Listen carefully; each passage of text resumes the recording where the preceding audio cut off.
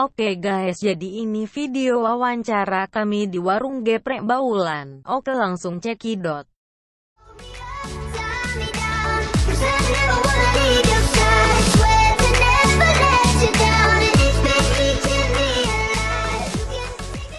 Awal mulanya kakak dulu membuat warung ayam geprek ini gimana sih kak? Coba ceritain sedikit. Dulu tuh sebenarnya cuma iseng gitu kan.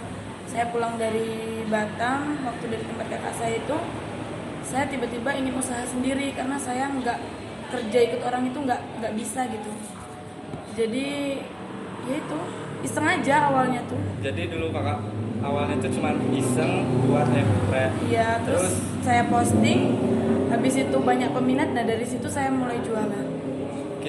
Dulu itu kakak awal mula bikinnya tuh kira-kira bulan sama tahun berapa ya kak kalau boleh tahu?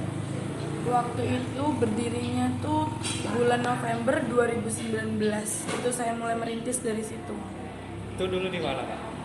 Dulu saya buka di kediaman orang tua saya di Siku 2. Itu saya mulai di sana. Jadi dulu awal mula kakaknya tuh di Siku 2 ya kak? Iya, di kediaman orang tua saya. Di sana saya buka mulai usaha, habis itu pindah ke sini. Nah, jadi Kak, kesulitan yang Kakak alami selama berjualan ini apa? Ya, seperti harga bahan-bahannya naik, seperti cabai, seperti ayam gitu kan, bahan-bahan pokoknya gitu, bisa gula kayak gitu. Itu pada naik, tuh bingung banget semuanya naiknya bareng kayak gitu. Semisalnya akhir tahun atau awal tahun itu biasanya naik terus. Jadi itu kesulitan yang saya alami selama berjualan. Jadi untuk menangani kesulitan yang kakak alami itu kayak mana kak caranya? Solusi untuk menangani masalah tersebut ya kayak semisalnya mengurangi porsi tapi harganya tetap sama gitu. Jadi kakak untuk menanganinya itu dengan mengurangi porsinya tapi harganya tetap sama Seperti gitu ya? mengurangi porsi sambal atau lalapan dan lain-lain gitu. Jadi harganya tetap sama. Harganya tetap sama tapi cuma porsinya. Iya, porsinya aja yang dikurangi. Strategi Kakak untuk mengembangkan usaha Kakak untuk kedepannya itu gimana? Untuk mengembangkan warung saya itu saya membuat diskon seperti free ongkir, free es teh, dan ada bonus-bonus lainnya gitu. Seperti kalau misalnya saya lagi ada bakso, bikin bakso mercon, jadi beli 2 gratis bakso mercon. Atau khusus anak sekolah itu setiap harinya free es teh, syarat makan di tempat. Terus kalau nggak makan di tempat ya nggak ada free es teh gitu. Ya kayak gitulah, diskon-diskon seperti itu, diskon-diskon kecil-kecil gitu. Untuk mengembangkannya seperti itu aja. Jadi untuk pengeluaran sama pemasukan kakak itu kira-kira per hari sama per bulannya itu berapa ya kak kira-kira? Kalau pengeluaran dan pemasukan itu per harinya, ini pengeluaran ya. Kalau pengeluaran itu sekitar 300.000 per hari. Kalau per bulannya berarti 9 jutaan. Kalau pengeluarannya segitu berarti pemasukan per harinya 300 lebih, dan pemasukan untuk sebulan itu mungkin sekitaran 10 jutaan. Itu pemasukan dan pengeluarannya segitu. Modal awal Kakak membangun usaha ini, Kakak dari modal sendiri atau minjem dari bank gitu? Karena buka warungnya dulu awalnya cuma iseng, jadi ya modal uang sendiri. Dari modal 30-50an gitulah, cuma segitu modalnya. Karena sedikit-sedikit gitu kan, akhirnya di post jadi banyak peminat, ya sampai sekarang ini akhirnya. Sampai pindahin ke sini.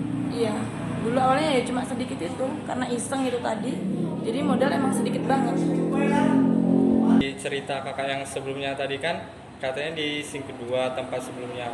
Terus kenapa kakak memilih lokasi barunya tuh di sini kak? Kenapa? Ya menurut saya di sini lebih strategis gitu kan, deket dari anak sekolah, terus deket dari pasar, jadi mau beli apa-apa terjangkau. Terus anak sekolah juga nggak kejauhan, mau beli harus delivery dari Siku 2 kan lumayan jauh gitu kan, karena anak sekolah kan areanya deket pasar semua gitu. Jadi kakak memilih di sini tuh karena lokasinya strategis gitu ya kak? Ya menurut saya di sini strategis gitu daripada di Siku 2.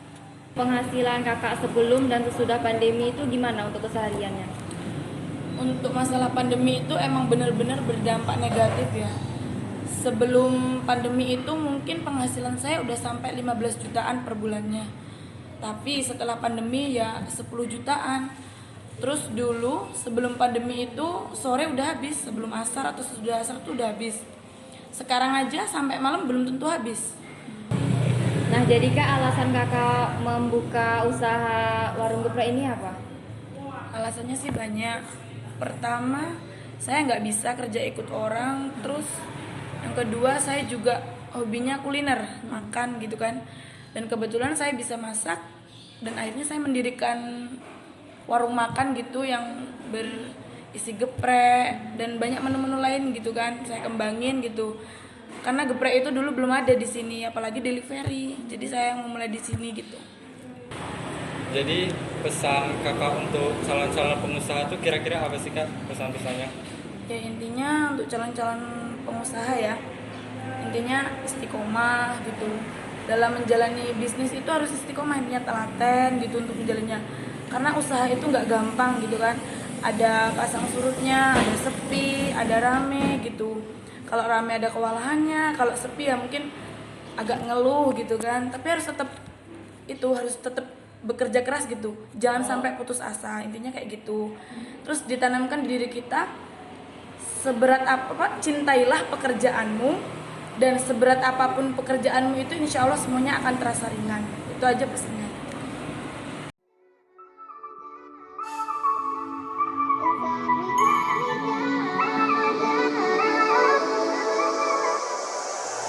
Don't lie, I know you've been thinking it.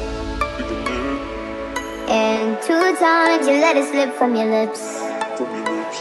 You got too much pride to make any promises. Thinking that we got time and you wanna keep it in.